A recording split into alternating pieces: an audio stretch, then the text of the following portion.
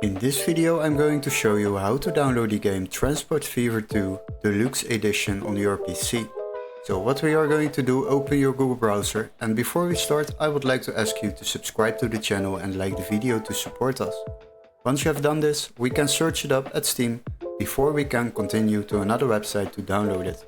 So don't waste too much time on it and quickly go to the Steam website. After that we will search for the game Transport Fever. Now once you have clicked on the game, then we can continue to the lower part of this page and you will see the Deluxe Edition of Transport Fever 2. As you can see, this game is on Steam €47.99, but don't worry, we have a little workaround for this to save yourself a lot of money while downloading games online.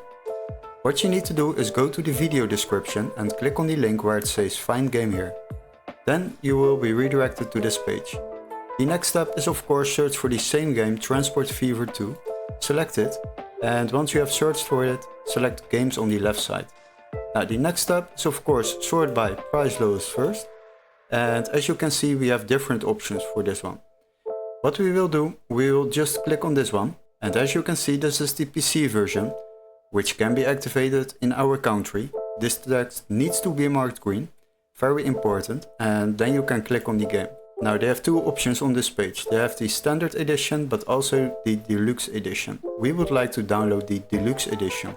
So click on that and then you will find out that this game, the Transport Fever 2 Deluxe Edition, is €16.35 compared to the Steam price of €47.99. This will save you a lot of money while downloading games online. So once you have purchased this game on this website, you will receive an email confirmation with all the steps to follow, including a Steam activation key, so you can activate this game through your own Steam account and then download it on your PC. Hopefully this video was helpful. Don't forget to like and subscribe, and we would love to see you in our next tutorial. Cheers guys!